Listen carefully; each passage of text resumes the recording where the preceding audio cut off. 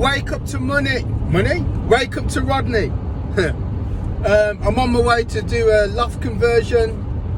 So busy. Sunday morning. It's 6:30, whatever it is. I'm on my way to do a loft conversion. Right. If anyone wants their loft boarded out, not a full conversion, just boarded out, I can do that on my own. Let me know. Right. Anyway. So last night I was watching Alex Hormozi, his £100 million money live event. Now, fair play to him. You know, at the highest that I saw, he had almost 80,000, but towards the end it dropped down to like 15,000, and that's because, like anything you've got. It's in marketing, it's called ADA, and you go down, so you've got all the people attention, interest, what's the D now? I can't remember what the D is, and then the last one is action. So you're down to the last people who are taking action. So those will be the people who will buy a book, buy a VIP experience, donate a book, pay shipping, get a book for free and pay shipping, which I think is where it got to at the end, where it was your book's free but you pay shipping. And I think he sold millions of books. So either way, it cost him millions, but he made millions. So in one night, it probably cost him 6 million, but he made 10 million. So therefore his profit was 4 million. After tax, that's 2 million. So if I said to you, you can make 2 million in 24 hours, you'd do it. And it's just how you capture attention, keep people's interest. What does the D stand for in ADA now? Oh, my brain's gone blank. Anyway, so the end result is, it was an absolute masterclass in how to make money from people wanting to make money. So let me give you an example. Obviously, I'm a business teacher, so I knew what the live event was. I knew anything that he was going to say. There was nothing new about what he was going to say. There's some teaching at the start, which is actual practical knowledge, which can actually further somebody's, business or whatever. Then, hold on. People in hospitals. Right. Then there's the sales funnel. Buy this from me. Buy the book. Buy the whatever it is. So the sale then comes in.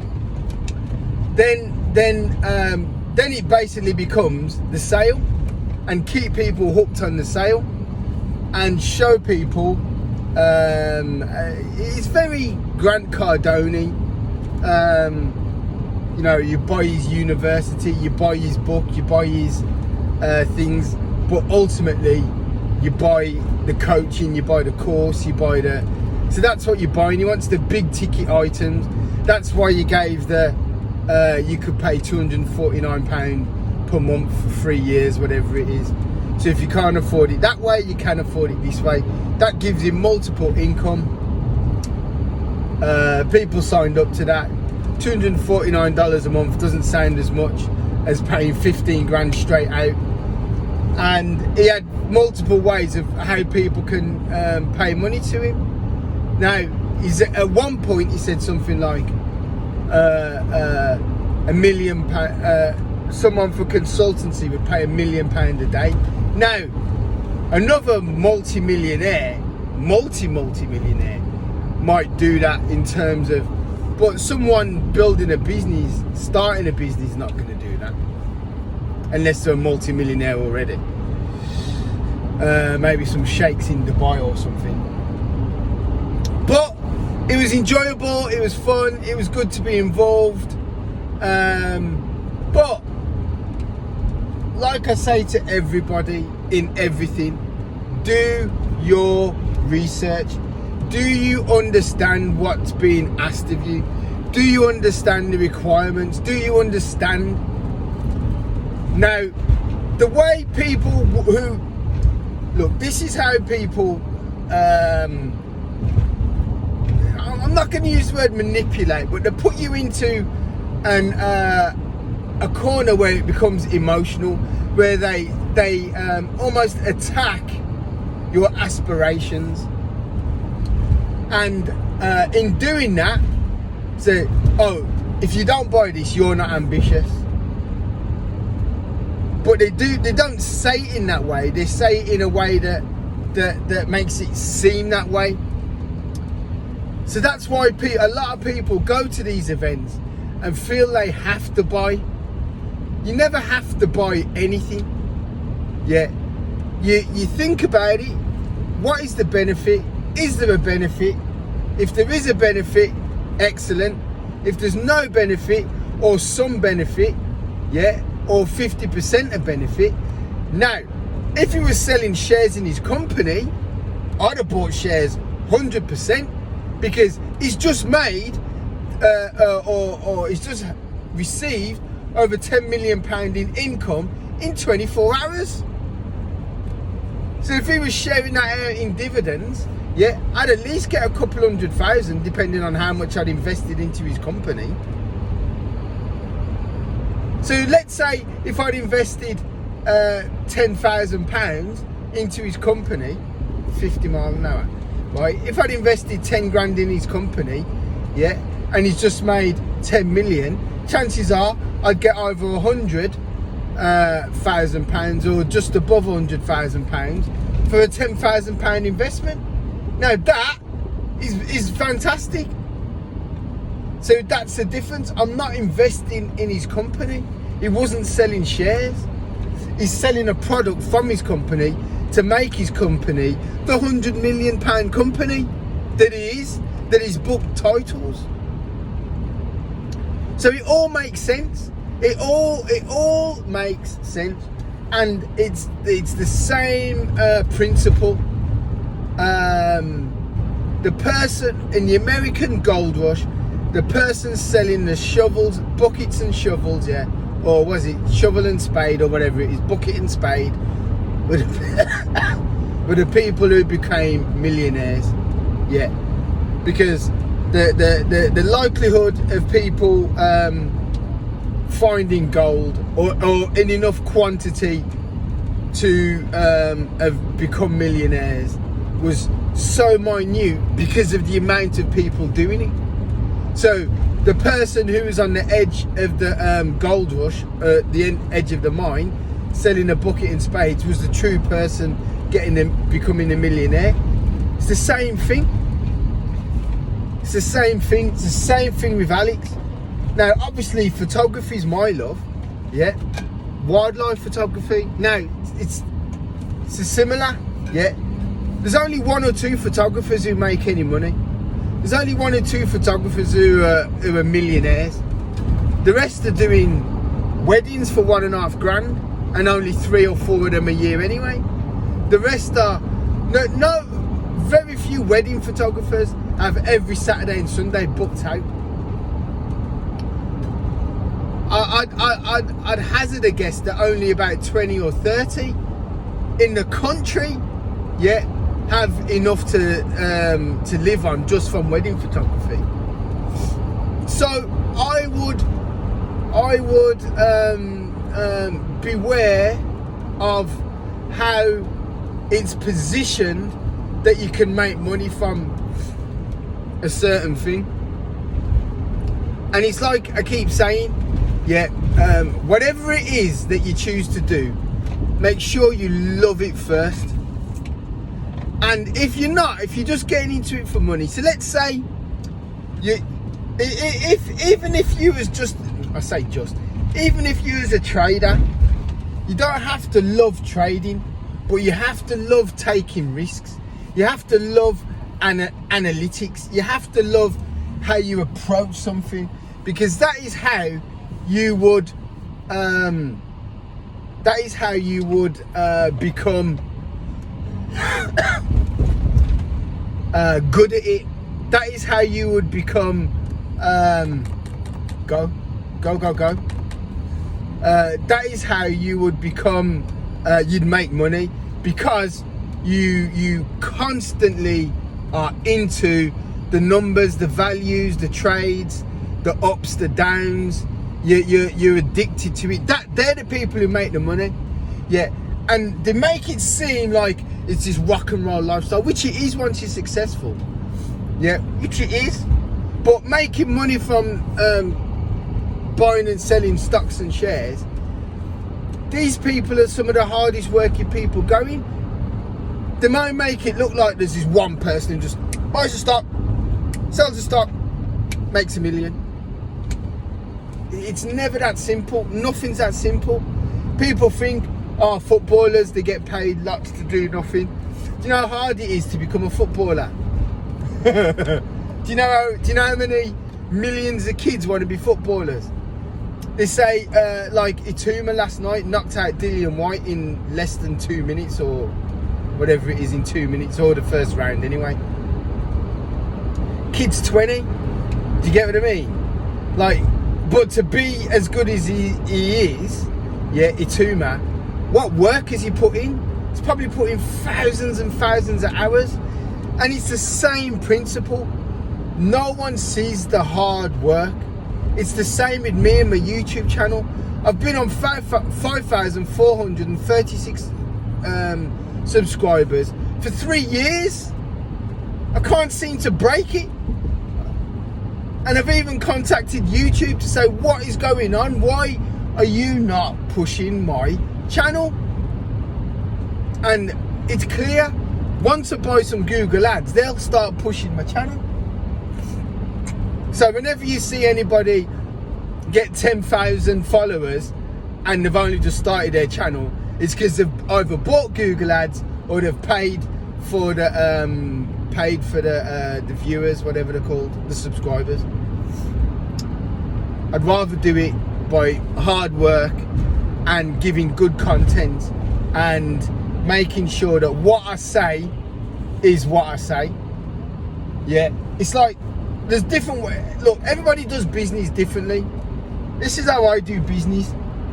I do my research first. So before I make an offer, I do my research, I check the dates. Do I already have this? Now, in that time, I could lose the deal. It's like last night, I want a Canon EOS 1D Mark II N, and one sold yesterday for £87, which is nothing. So in my time, and I thought, but you know what? No. I've done my research. Yeah. I've got the Mark IV. I've got the 1DX, which are 10 times better cameras. Yeah. What I want more than anything is a Sony A99 or a Canon EOS R3. Yeah. If I spend £100 on another camera, that's £100 away from the real camera that I want. So let it go. Does this make sense? So my point is I do your research first. I'm selling a lens on eBay, and this cretin says, will I accept $350? Now the answer is yes, I will accept $350. So I said, yeah, my friend. He then says, oh, because he'd obviously seen another one, would you accept $300? So I said, I'll only accept $300 if you come and collect it. I'm not wasting time wrapping it up and posting it if I'm going to lose 50 quid in the deal. So now he then messages saying, oh, he's looking at some others, so he's not sure whether he wants mine. So he's made a rash offer made from emotion, and then he's backtracked because he's made an emotional decision, whereas mine's not emotional, mine's tactical.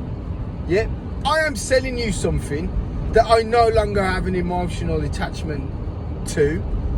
So therefore, it has a value, and that value is based on potentially recouping how much you paid for it, and getting the highest percentage towards the lens that I do want, which is a 600mm f4.